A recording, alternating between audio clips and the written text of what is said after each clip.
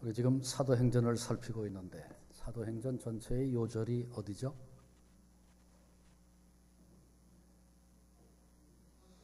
사도행전 1장 8절. 그렇죠? 꼭 처음 듣는 얘기 같으신 표정들이 많으신데 아마 다 우리 암송하는 말씀이라고 생각합니다. 같이 한번 암송해 보실까요? 오직 성령이 너희에게 임하시면 너희가 권능을 받고 예루살렘과 온 유대와 사마리아와 땅끝까지 이르러 내 증인이 되리라 하시니라. 아멘. 주님이 마지막 당부하시고 명령하신 말씀입니다. 그런데 이 같은 주님의 명령의 말씀이 사도행전을 통해서 이루어져 가고 있는 것을 우리들이 지금 살피고 있습니다. 사도행전 그러면 머리에 넣어두셔야 될 게 있는데 사도행전은 크게 세 부분으로 구성이 되어 있습니다. 그 첫 번째 부분은 1장부터 7장까지 예루살렘과 온 유대에 다니며 전도했던 활동들이 기록되어 있고요. 그 다음에 8장부터 12장까지 말씀에는 사마리아에서 전도했던 전도 활동이 거기 기록되어져 있습니다. 그리고 오늘부터 읽게 되는 사도행전 13장부터 마지막 28장까지는 땅끝까지 퍼져나가는 복음의 역사가 기록되어져 있습니다. 이 구조를 놓고 우리가 놓치지 말고 주목해야 할 것이 있는데 그것은 첫 번째 단계에서 두 번째 단계로 넘어갈 때, 두 번째 단계에서 세 번째 단계로 넘어갈 때 그 사이에 순교자가 있었고 새로운 교회가 시작되고 있는 이야기들을 우리가 보고 있습니다. 첫 번째 단계가 7장에서 끝나죠. 끝나면서 스데반 집사의 순교 이야기가 나옵니다. 그리고 8장에 넘어가면서 사마리아 전도 활동이 시작되고 그곳에 사마리아 교회가 시작되는 거 우리가 이미 살핀 바 있죠. 빌립이 사마리아에서 했던 그 사역들입니다. 그 다음에 이제 12장에 와서 야고보 사도의 순교, 야고보 사도를 헤롯이 죽였어요. 지난주에 우리가 살폈던 첫 서두에 있었던 그런 말씀이죠. 그리고 이제 13장이 안디옥 교회로부터 안디옥 교회 이야기로부터 시작이 되고 있는 것을 우리가 함께 잊지 말고 머리에 그 구조를 좀 넣어 놓으시면 좋겠습니다. 그런데 안디옥 교회는 11장 마지막 부분에서 이미 우리가 살펴본 바가 있습니다. 그러나 안디옥 교회의 중요성은 아무리 강조해도 지나치지 않다고 생각합니다. 그래서 오늘 그리고 다음 주에 계속 이어서 그러니까 안디옥 교회에 대한 이야기를 세 차례 우리가 나누게 되는 셈입니다. 만일 안디옥 교회가 없었다면 사도행전 13장에 우리가 읽었던 그 이야기 바울과 바나바를 안수하고 금식하고 안수해서 보내는 그 이야기 이후에 벌어지고 있는 사도행전의 역사는 없었을 것입니다. 그만큼 중요한 교회가 안디옥 교회입니다.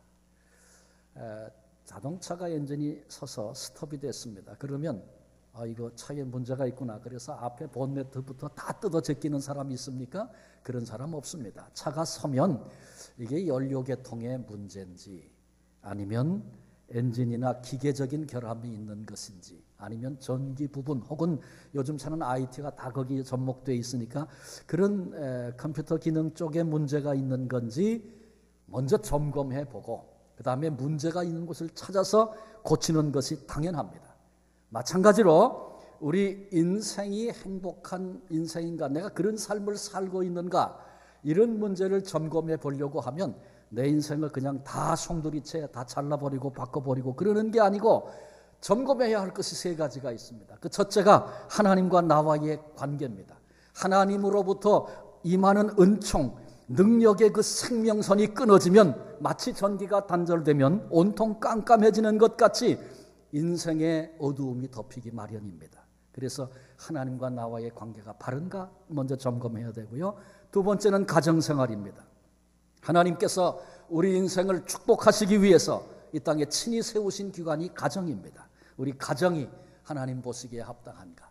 외로움도 고독도 치료하시고 그 안에서 안식도 힘도 얻게 하시는데 우리 가정이 하나님 보시기에 합당치 않은 부분은 없는가? 가정생활을 점검해 봐야 합니다. 그리고 마지막 세 번째가 교회 생활입니다. 교회는 영적인 축복을 위해서 하나님이 친히 세우신 기관입니다. 그래서 우리 신앙인들에게 있어서 교회가 잘못되면, 어떤 방면이든지 교회가 잘못되고 나면 우리 속에 있는 참된 기쁨과 즐거움은 사라집니다. 인생살이에 있는 재미도 느낄 수 없습니다. 왜냐하면 이것은 바른 그리스도인이라면 누구든지 그렇게 느낄 수밖에 없기 때문에 그렇습니다. 그러나 그럼에도 불구하고 많은 성도들이 올바른 교회 생활, 올바른 신앙생활이 행복의 기본이 된다는 그 사실을 외면한 채 그냥 단지 교회 다니는 것으로 만족하며 오늘을 사는 경우들이 많습니다. 또 동시에 어떻게 교회 생활하는 것이, 어떻게 신앙생활하는 것이 옳은 것인가를 잘 알지 못합니다. 그래서 우리는 모범이 되는 좋은 교회, 안디옥 교회를 좀 더 자세히 살피고 안디옥 교회를 배우려고 하는 것입니다.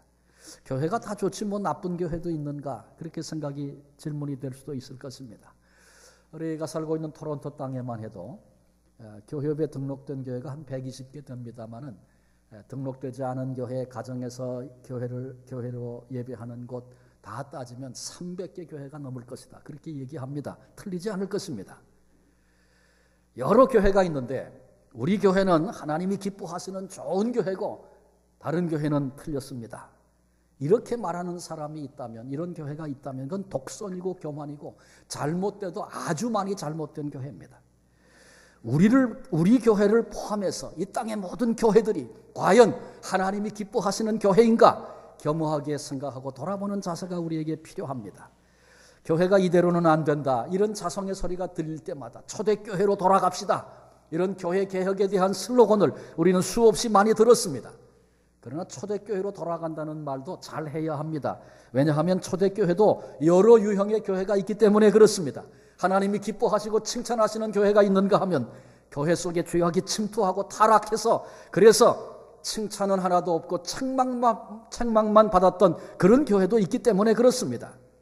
최초의 교회인 예루살렘 교회, 하루에 3,000명이 회개하고 하루에 5,000명이 주께로 돌아오는 놀라운 축복과 역사를 경험했던 그런 교회입니다.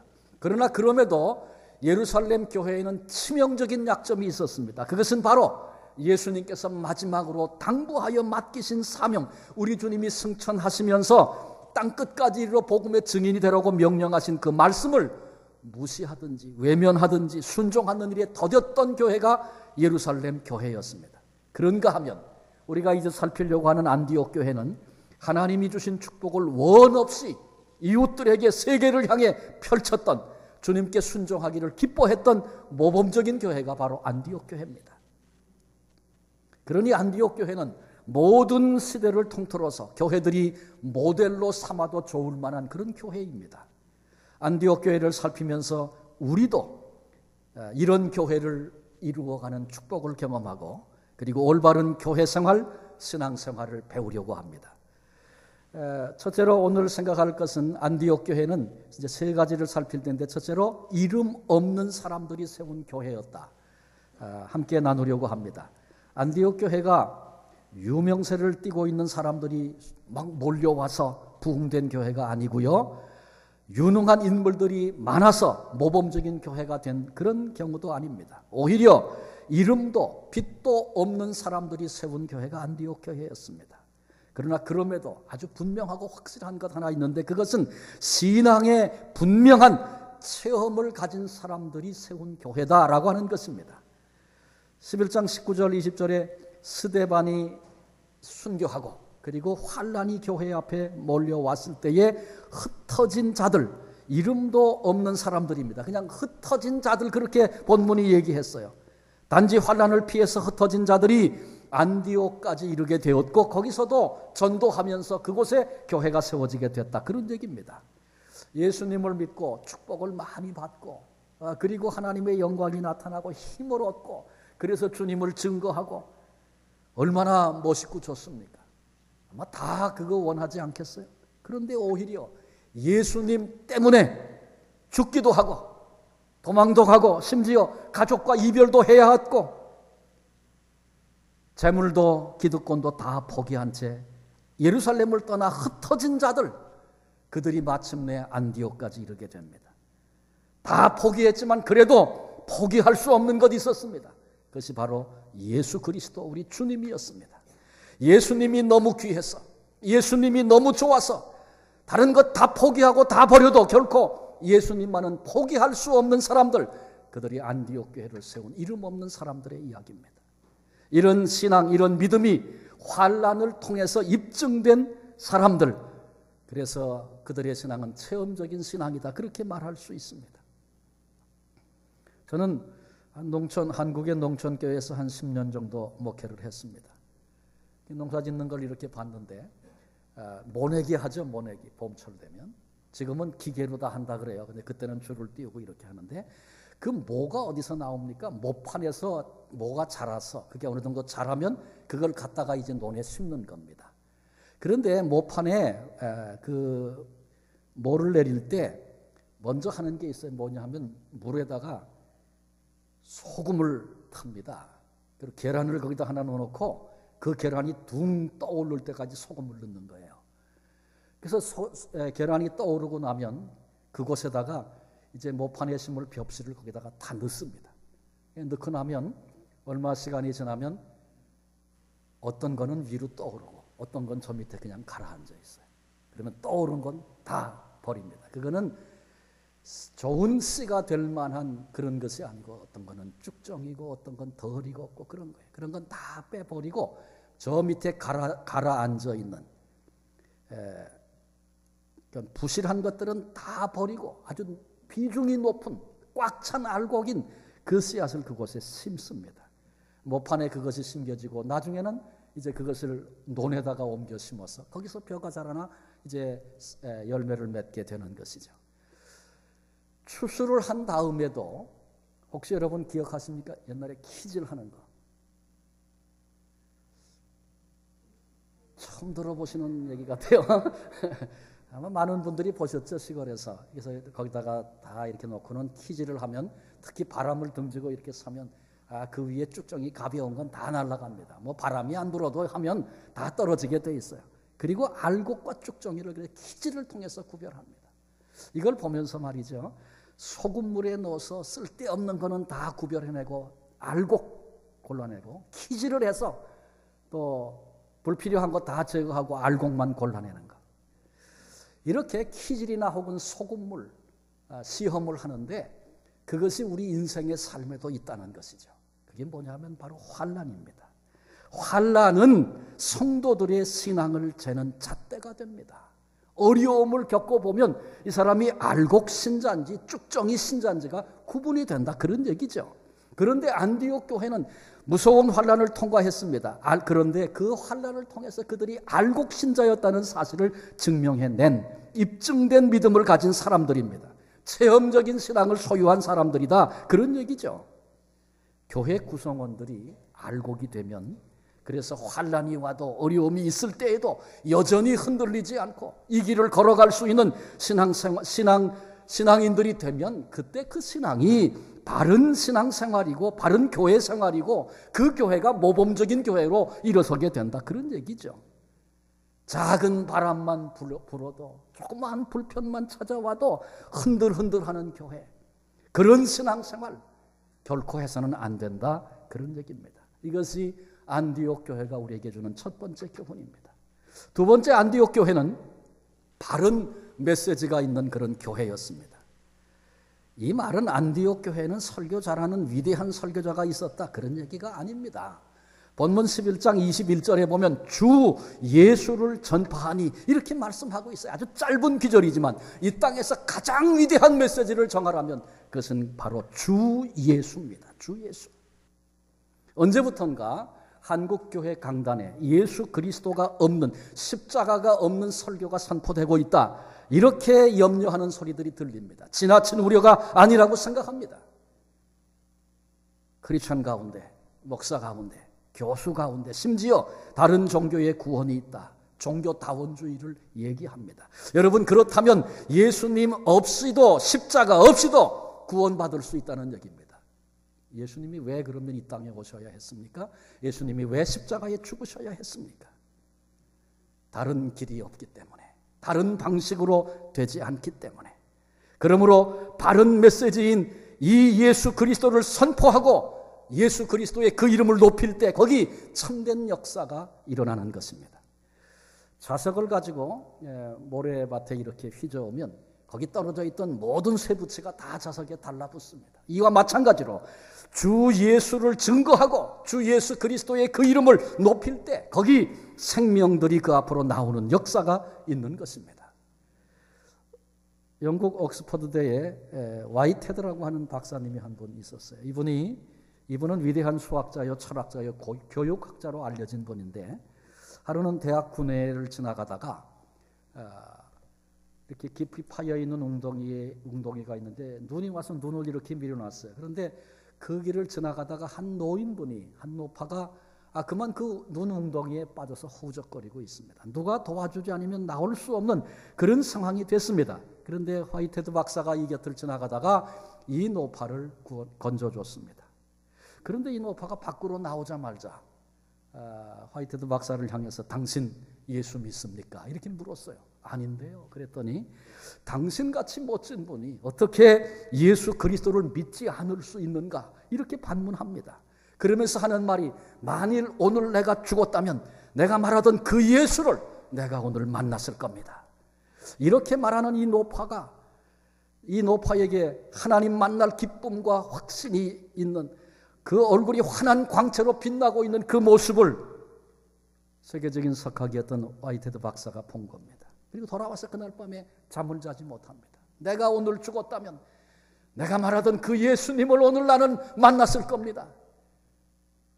이 고백과 그의 빛나는 얼굴이 자꾸 들려주고 보여져서 그 밤 잠을 못 잤습니다. 그리고 그 주일에 이 노파가 다닌다는 교회, 대학군의 중심 건물에 교회가 있었는데 그곳에 참여를 했습니다. 그날 담임 목사가 예배를 인도하다가 세계적인 석학이 지금 들어와 거기 앉은 거예요. 깜짝 놀랐습니다. 그리고 그 사람 생각하고 그날 설교 죽을 썼답니다. 그리고는 너무나 부끄럽기도 하고 그래서 하나님 나에게 한 번만 더 기회를 주십시오. 그렇게 이제 기도했다 그러죠. 그리고 그 다음 주일날 설교했는데 설교 제목이 뭔지 아십니까? 우주 자연 질서에 나타난 하나님의 창조 원리, 아주 거창한 제목을 잡아서 설교를 했어요. 그리고 그 다음에는 수학을 통해 본 하나님, 이런 제목으로 또 설교를 했어요. 그런데 몇 주 후에 이 화이테드 박사가 교회 등록을 하겠다고 교회 등록을 하게 됐어요. 이 목사님이 이분이 어떤 설교의 은혜를 받고 등록하기로 결정을 했을까 궁금했어요. 그래서 어떻게 등록을 하시게 됐습니까? 이렇게 물었습니다. 근데 나중에 듣고 보니까 설교에 무슨 은혜를 받고 등록한 게 아니고 그 노파, 그 할머니의 빛나는 그 영광의 얼굴, 이 할머니가 보여줬던 그렇게 그리워하던 예수 그리스도, 그분에 대해서 알고 싶은 마음, 그 열망이 그 가슴에 생겼기 때문에 교회 등록하게 됐다는 것입니다. 여러분, 예수 그리스도의 영광스러운 그 이름을 선포하고 높일 때 그 사람은 바른 신앙생활하고 있는 사람이고 그 교회는 진정 힘 있는 교회임에 틀림이 없습니다. 왜냐하면 주 예수만이 인간을 죄에서 구원하시고 주 예수만이 우리를 하나님의 자녀로 바꿔주시고 주 예수만이 이 세상의 모든 죄악에서 우리로 승리케 하시기 때문에 그렇습니다. 그런데 안디옥 교회야말로 주 예수가 증거되고 높임을 받는 그런 교회였습니다. 우리 교회도 우리 교회 자랑거리가 우리는 이런 일을 합니다, 이런 조직을 가지고 있습니다, 이런 게 자랑이 돼서는 안 되겠다 생각합니다. 우리 교회는 예수님을 높이고 예수님을 증거하는 교회입니다. 이것이 우리의 자랑이 되어야 하지 않겠습니까? 우리 교회 나오면 예수님에 대해서 잘 알게 됩니다. 우리 교회 나오면 예수님을 사랑하게 됩니다. 이것이 교회 자랑이어야 될 것입니다. 우리 교회에서 외쳐지는 메시지, 우리 교회 모든 사역을 통해서 외쳐지는 메시지와 그 함성이 오직 예수 그리스도이어야 합니다. 우리 선교회가 여럿 있습니다. 열심히 사역하시는 것 참 감사합니다. 늘 점검해야 될 거 있습니다. 스포츠 선교에서 운동은 열심히 잘하는데 예수 그리스도는 거기 없어. 그러면 그건 문제입니다. 병원 양로원 가서 봉사는 잘하는데 예수 그리스도는 없어. 그러면 잘못 가고 있는 겁니다. 우리가 어떤 사역을 하고 어떤 봉사와 어떤 섬김을 할지라도 그것을 통해서 예수 그리스도가 증거되고 주의 이름이 높임을 받는 그런 사역이 되도록 우리의 마음을 드려야 합니다. 멋진 향기 하면서 이번에 예수 안 믿는 분들, 주님 모르는 분들 7분 와서 참 사랑으로 잘 섬겨주시고 있어서 참 감사하고 있는데, 이 사역을 통해서 우리가 사랑하는 거 필요한 일이죠. 그런데 이 사랑이 예수님 때문에 시작됐어요. 단지 인간적인 사랑으로 끝나는 것 아니라 내 속에 있는 예수님이 증거되고 주님의 이름이 높임을 받는 그런 사역이 될 수 있도록 계속해서 우리가 방향을 수정하고 그런 마음으로 나아가는 그런 교회 되어져야 합니다. 그래서 우리 교회 안에 예수는 주라고 하는 생명의 메시지가 있는 그런 교회로, 그것을 가슴에 품은 성도로 우리 교회가 그렇게 세워져 나가는 귀한 축복이 있기를 바랍니다. 마지막 세 번째로, 안디옥 교회는 좋은 영적인 지도자가 있는 교회였습니다. 교회의 자산은 건물이 아니고 땅이 아닙니다. 재정이 아닙니다. 사람입니다. 안디옥 교회는 말씀드린 것처럼 이름 없는 사람들에 의해서, 그러나 신앙 체험이 분명한 사람들에 의해서 세워진 교회였다, 그렇게 말씀을 드렸어요. 그리고 이 사람들이 일어나서 예수님을 전하고 예수님을 높일 때 거기 놀라운 역사가 있었습니다. 21절에 보니까 주의 손이 그들과 함께 하시며 수많은 사람들이 믿고 주께 돌아오더라. 주님을 높이니 주의 손이 그들과 함께 하소서. 교회가 큰 부흥을 경험하게 됩니다. 그 다음에 이제 13장 1절을 보세요. 안디옥 교회에 선지자들과 교사들이 있으니 곧 바나바와 니게르라 하는 시므온과 구레네 사람 루기오와 분봉왕 헤롯의 젖동생 마나엔과 및 사울이라. 이름 없는 사람들에 의해 세워진 안디옥 교회에 이제 유력한 인물들이 일어나기를 시작합니다. 이것은 지금 안디옥 교회 안에 복음이 강하게 역사하고 있다, 복음이 계속적으로 흘러가고 있다는 사실을 우리에게 보여주고 있는 얘기입니다. 여러분, 이 역사가 계속 이어지지 못하면 개척 멤버 한계를 뛰어넘지 못하는 교회가 돼버리고 맙니다. 세상에는 그런 교회도 많이 있어요. 개척 멤버 아주 교회 안에 중요한 사람입니다. 그 사람 눈에 벗어나면 거기서 자리를 잡질 못합니다. 개척 멤버의 한계를 뛰어넘지 못하는 거예요. 나보다 더 잘하고 나보다 더 똑똑한 사람이 나타나는 걸 용납하지 못하는 거예요. 그래서 그 한계에 갇혀있는 교회가 이 땅에도 얼마나 많은지 모릅니다. 그런데 우리는 안디옥 교회를 보면서 나보다 뛰어난 인물이 등장하는 것을 기대하고 그것을 기뻐할 수 있는 그런 안목과 자세가 우리에게 있어야 합니다. 근데 이 안디옥 교회, 이름도 없는 사람이 시작해서 세워졌는데 그곳에 이같이 유력한 사람들이 일어나기 시작하는 겁니다. 그게 은혜고 그게 축복입니다. 첫째가 바나바입니다. 그는 구브로 출신 레위족으로서 본명은 요셉이라고 하는 사람이고 구제와 봉사에 앞장섰던 사람입니다. 예루살렘 교회 형제들로부터 위로의 아들이라는 별명을 얻었고 존경받는 지도자요, 성품이 온화해서 처사가 원만했던, 모든 처사가 원만했던 그런 인물이었습니다. 그런데 바나바가 예루살렘에서 안디옥 교회에 와서 그의 사역과 그의 크기가 더 커집니다.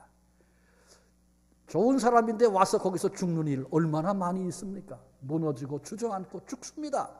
그런 일도 있어요. 근데 바나바가 와서 바나바가 사역의 주도권을 가지고 그가 일어서서 위대한 자리에 서죠. 그 다음에 니게르라고 하는 시므온 얘기가 나옵니다. 니게르라는 말은 흑인을 의미하는 것인데 많은 성경학자들이 이 니게르라 하는 시므온이 바로 예수님이 십자가를 지시고 가다가 넘어지고 잔인한 로마 경정이 볼 때에 더 이상 안 되겠다고 여겨서 지나가던 한 사람 끌어다가 그 십자가를 대신 지게 해서 골고다까지 지고 올라갔던 그 이야기 기억하시죠? 그 사람의 이름이 뭡니까? 구레네 시몬입니다. 그래서 구레네 시몬이 여기 안디옥 교회 니게르라 하는 시므온, 그 사람일 것이다. 많은 성경학자들이 그렇게 추측을 합니다. 뭐 그게 맞냐 안 맞냐 저는 그런 것을 얘기할 실력도 없고 그런 사람 못 됩니다만은, 그러나 그것을 전제하고 생각해 보니 이 시므온이 했던 역할이 얼마나 컸겠나 생각을 해봅니다. 시므온이 무슨 얘기했겠어요? 예수님이 지셨던 십자가. 하나님께서 인간의 몸을 입고 이 땅에 오셔서 그 고통과 고난 옆에서 지켜봤던 그 주님, 그 길을 묵묵히 걸으시던 주님에 대해서 얼마나 그가 증거를 많이 했겠습니까? 생생하게 십자가를 바로 주님 곁에서 경험했던 그 한가운데 서 있었던 이 시므온의 역할이 얼마나 컸겠어요. 형제들로부터 많은 사랑을 받지 않았겠습니까? 성경에 보면 이 구레네 시몬의 아들이 알렉산더고 루포고 두 사람이 있는데 다 초대교회 좋은 지도자들로 소개되고 있습니다. 그리고 구레네 시몬의 아내가 있는데 그 아내는 사도 바울이 내 어머니다 그렇게 말할 정도로 루포의 어머니 곧 나의 어머니, 로마서 16장에 보면 그런 표현을 바울이 하고 있어요. 그러니까 바울로부터 내 어머니라고, 영적인 어머니라고 그렇게 고백할 만한, 그러니 그 가정 전체가 얼마나 귀하게 주의 복음을 위하여 사용됐는지 생각할 수 있지 않습니까? 그 다음에 루기오, 이 사람도 구레네 사람입니다. 시므온과 함께 북아프리카로부터 왔던 유능한 교사입니다. 네 번째가 마나엔, 세례 요한의 목을 뱉던 헤롯 안디바의 젖동생이었다. 젖동생이라는 말은 함께 성장했다는 말입니다. 그 말만 보아도 이 사람은 귀족 출신인데 그리스도인이 된 사람입니다. 그리고 마지막 다섯 번째가 사울입니다. 바울의 이전 이름이죠. 앞으로는 이제 바울이라는 이름으로 이 사람이 불려지게 될 텐데 이 사울이 얼마나 위대한 지도자였는가는 더 이상 설명할 필요가 없습니다. 앞으로 우리가 보게 될 것입니다. 안디옥 교회를 복된 교회다 그렇게 말할 수 있는 것은 유력한 인물들이 일어난 교회이기 때문에 그렇습니다. 이 말씀을 들으면서 속으로 무릎을 탁 치면서 맞아, 교회는 인물이 있어야 되는데 우리 교회는 인물이 없어. 혹시 이렇게 생각하고 반응하는 사람이 있다면 지극히 어리석은 사람입니다. 이런 문제에 대해서 우리가 깊이 명심해야 될 것 세 가지 있습니다. 한 가지는 각자 나 자신이 교회 안에서 주님의 쓰시기에 합당한 일꾼이 되어야 한다는 것입니다. 그래서 주님이 우리를 부르신 것입니다. 단지 일주일에 한 번 와서 예배하는 것으로 만족하지 말고 내가 주님이 쓰시기에 합당한 일꾼인가? 주님이 원하실 때, 주님이 필요로 하실 때 손을 내밀고 달려갈 수 있는 그런 주님의 내가 일꾼인가 생각하고 그 일을 사모하고 하나님 앞에 쓰임받는 일꾼들로 한 분 한 분 모두가 다 일어나는 귀한 축복이 있어지시기를 바랍니다. 그 다음에 두 번째는 우리 중에 유능한 일꾼을 발견하고 발굴하고 육성해서 주님이 쓰시기에 합당한 일꾼들이 많이 일어나는 그런 교회가 되도록 기도하고 그 일을 해야 합니다. 내 주변의 형제를, 내 주변의 자매를 보면서 그 속에 있는 하나님이 쓰시기만 하면 위대하게 빛날 한 사람 한 사람의 소중함을 느끼고 아무개가 주 안에서 일어나 복음을 위해서, 하나님 나라를 위해서 값지게 쓰임받는 그런 생애, 그런 존재 되게 해주십시오. 기도하고 격려하는 일이 우리에게 필요한 것입니다. 마치 바나바가 사울을 보았는데 그 속에 위대함이 있어. 하나님이 붙잡기만 하시면 귀하게 쓰여질 일들 그가 보았기 때문에 모든 사람이 다 반대할 때 기꺼이 바나바는 사울을 예루살렘 교회에 추천도 했고, 그리고 안디옥에서는 하나님의 역사의 무대에 친히 그를 끌어내서 그로 하여금 하나님을 섬기게 했던 그런 안목이 바나바에게 있었잖아요. 우리 모두가 다 마찬가지입니다. 서로 서로를 향해서 당신을 향한 하나님의 계획이 있어요. 한번 하나님께 헌신해 보세요. 하나님이 귀하게 쓰실 거예요. 그래서 그 일을 위해서 기도로 돕는 그런 격려가 우리 모두에게 필요한 것입니다. 마지막 세 번째는 현재 주님을 위해서, 교회를 위해서 일하고 있는 일꾼들을 귀중히 여기고 아껴주고 믿어주고 밀어주는 일입니다. 현재 일꾼들은 무시하면서 새로운 좋은 일꾼이 일어나기를 기대한다면 그건 불가능한 일입니다. 현재 우리에게 주신 하나님의 은혜, 왜 보내셨고 왜 그 사람이 거기 있을까를 생각하면서 그것을 귀하게 감사하게 생각하고 신뢰해주고 그리고 밀어주는 그런 협력하는 그런 마음들이 있을 때 그 속에 하나님께서 위대한 일꾼들을 일으키시는 것입니다. 안디옥 교회 무명의 사람들이 시작했어요. 거긴 위대한 사람들 없었어요. 그런데 그 속에서 그 역사가 시작되고 일어난 것입니다.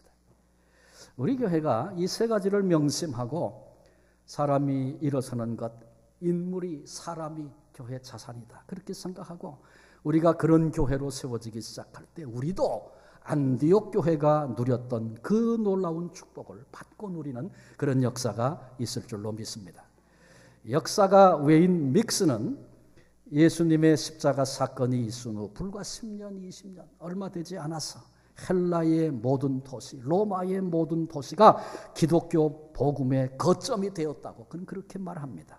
실제로 예수님은 팔레스틴 조용한 촌락에서 천국 복음을 전하셨습니다. 그런데 그 복음이 예루살렘에서부터 시작하여 사마리아, 다메섹, 가이사라 그리고 안디옥, 수리아 안디옥에 이르러 여러 도시로 불처럼 번져가게 됩니다. 사도행전을 우리가 앞으로 계속 볼 텐데 이제 그 13장부터 28장까지의 말씀 속에는 적어도 한 40개 이상의 도시가 나옵니다. 근데 이 도시들은 그 당시 고대의 모든 지역에 아주 유명한 그런 도시들을 총망라한 것이다. 그렇게 보아도 좋습니다. 주후 56년경 바울은 이렇게 말합니다. 내가 예루살렘으로부터 두루 행하여 일루리곤까지 그리스도의 복음을 편만하게 전하였노라. 여러분, 이 엄청난 역사, 복음이 시작된 지 얼마 안 됐는데 놀랍게 불처럼 세계를 향하여 복음이 흘러갔습니다. 그런데 이 엄청난 일에 안디옥 교회가 귀하게 사용이 되었다는 것입니다. 이 거대한 복음의 문을 연 그 출발이 안디옥 교회였다는 것이죠. 그 부분에 대해서는 다음 주에 좀 더 자세히 살펴보려고 합니다. 오늘 우리는 안디옥 교회가 어떤 교회였느냐라고 할 때 우리가 어떤 부분을 배우고 우리도 그런 교회, 그런 성도가 그런 신앙생활을 하는 사람이 되어야 할 것인가 라고 하는 문제에 있어서 세 가지를 살폈습니다. 이름 없는 사람들이 세운 교회였다. 그러나 신앙 체험이 분명한 사람들이었다. 우리는 어떤 사람이 되어야 된다는 거예요? 우리는 신앙 체험이 있는 사람, 그런 신앙생활, 그런 교회생활 해야 된다는 거죠. 머리로는 다 알아요. 수없이 들어서 내가 평생 들은 말인데 한마디 하면 두마디, 세마디 다 할 수 있을 만큼 몰라서 못하는 게 아니야. 그런데 실제로 그 말씀을 삶으로 옮겨보고 그 말씀 앞에 순종해 볼 때 말씀이 어떤 능력을 가지고 있는지, 그 말씀과 함께 하시는 주님이 어떤 분인지 체험하게 되는 것 아니겠습니까? 그저 늘 구경꾼처럼 그렇게 그 자리만 지키고 있다면 우리는 체험적인 신앙을 가질 수 없는 거죠. 말씀을 가지고 살아보고 부딪혀보고 고민해보고 말씀으로 기도로 하나님 앞에 몸부림치면서 오늘 그렇게 존재하게 될 때 우리도 신앙체험, 환란의 바람이 불어도 흔들리지 않는 작은 문제, 작은 불편함 앞에서 왔다 갔다 하는 그런 신앙이 아니라, 그런 교회가 아니라 어떤 바람이 불어와도 그 길을 여전히 일어나 걸어갈 수 있는 그런 체험적인 신앙 하게 되는 것이죠. 그때 영적인 행복, 하나님이 주시는 그 기쁨을 주 안에서 누리게 될 줄로 믿습니다. 그 다음에 안디옥 교회는 바른 메시지가 있는 교회였다 그랬어요. 예수는 주 예수 그리스도를 증거하는 교회. 내 안에 주님이 행하신 그 일 때문에 감사하고 기뻐하고 그 감격을 결코 놓치지 않고 다른 것 다 포기해도 예수 그리스도 포기할 수 없어서 주님의 이름을 높이고 주님을 증거하고 우리가 주님을 사랑하고 주님의 이름을 선포하고 주님의 그 이름을 높이면 거기는 주님의 역사가 있기 마련입니다. 우리가 주님에 대해서 마음이 닫혀있고 둔해지고 그래서 주님 없이도 오늘 잘 살고 있다고 생각하고 그렇게 살아가는 한 주님이 이 땅에 행하시는 그 놀라운 역사와 은혜의 자리에 동참할 수 없는 것입니다. 우리 속에 예수 그리스도 그 이름이 살아서 그 이름 때문에 오늘도 일어설 수 있고 오늘도 이 길을 갈 수 있는 그런 은혜가 있어서 주님이 함께 하시고 주님이 역사하시는 그 은혜를 경험하고 맛보고 살아가는 행복한 그리스도인들이 되시기를 바랍니다. 그 교회에 좋은 영적인 지도자들이 있었다 그랬어요. 이 문제 앞에는 세 가지를 우리가 놓치지 말아야 된다 그랬죠. 내가 좋은 일꾼으로 하나님 앞에 서리라. 주님 나를 써주십시오. 그 다음에 내 주변에 있는 형제와 자매들, 그들 속에 있는 하나님의 형상과 각양 은사들, 주께 붙들리기만 하면 위대하게 쓰임받을 그런 것들을 바라보면서 위에서 기도해주고 나보다 더 뛰어난 일꾼이 일어나는 것을 그렇게 기뻐하면서 우리 속에 하나님의 좋은 지도자들이 일어날 수 있도록 그 일에 함께 마음을 묶어야 하고, 마지막 세 번째는 이미 우리에게 주신 일꾼들, 세워주신 일꾼들 귀중히 여기고 또 믿어주고 밀어주고 그 사역에 함께 협력하고 동참해서 우리가 나아가기 시작할 때 안디옥 교회에 그 유력한 일꾼들이 일어났던 것처럼 우리 교회도 이렇게 귀한 분인지 이제 알았어요. 이런 감사들이 생겨나고 위대한 유력한 일꾼들이 일어나서 이 마지막 시대에 하나님이 기뻐하시는 일들 앞에 그렇게 쓰임받으며 그것이 우리 모두의 기쁨이 되고 하나님께 영광을 돌리는 그런 삶들 우리가 맛보며 신앙생활을 해야 하지 않겠습니까? 안디옥 교회의 복되고 아름다운 그 모습이 우리 교회 안에도 우리 성도들 속에도 있어서 그래서 주님을 기쁘시게 해드릴 뿐만 아니라 귀한 교회를 함께 이루어가고 하나님의 역사 앞에 아름답게 쓰임받는 우리 모두가 되어지시기를 주님의 이름으로 축원합니다. 기도하시겠습니다. 하나님 감사합니다. 오늘 안디옥 교회 모습도 살피면서 우리가 교회 생활을 신앙생활을 어떻게 해야 하는지 우리가 어떻게 이때에 모범적인 교회로 하나님을 기쁘시게 해드리고 하나님의 역사 앞에 쓰임받는 교회가 될는지 여러 가지 생각들을 함께 나눴습니다. 주님 성령께서 우리의 눈을 열어주셔서 내게 부족된 부분이 무엇이며 우리 교회가 더 눈이 열리고 나아가야 할 방향이 어떤 곳인지 주님 보게도 알게도 하시고 이 마지막 시대에 이름만 교회, 이름만 성도인 그런 우리들이 아니라 하나님의 역사 앞에 꼭 필요한 귀중한 사명을 감당하는 안디옥 교회와 같은 교회로 일어나 이 땅에 귀한 사명 감당해내는 그런 역사가 있도록 주님 우리 한 분 한 분 교회를 이루고 있는 우리 한 분 한 분을 그렇게 붙잡아 사용해 주시고 우리 교회가 그런 교회로 마지막 때에 쓰임받도록 하나님 은혜를 부어 주시옵소서. 우리 속에 사명이 회복되면 우리 속에 신앙이 회복되면 우리 속에 헌신이 회복되면 그 속에 참된 행복이 있고 기쁨이 있고 삶의 이유가 있고 오늘 내 삶을 다 던져도 아깝지 않을 그런 가치들을 붙잡고 살게 될 줄로 믿습니다. 주님 우리 속에 이 비밀이 깨달아지고 시작되는 역사가 있도록 성령께서 우리 모두를 붙잡아 주시옵소서. 우리를 이미 이 은총의 복된 자리에 불러내신 예수 그리스도의 이름으로 감사하며 기도하옵나이다. 아멘.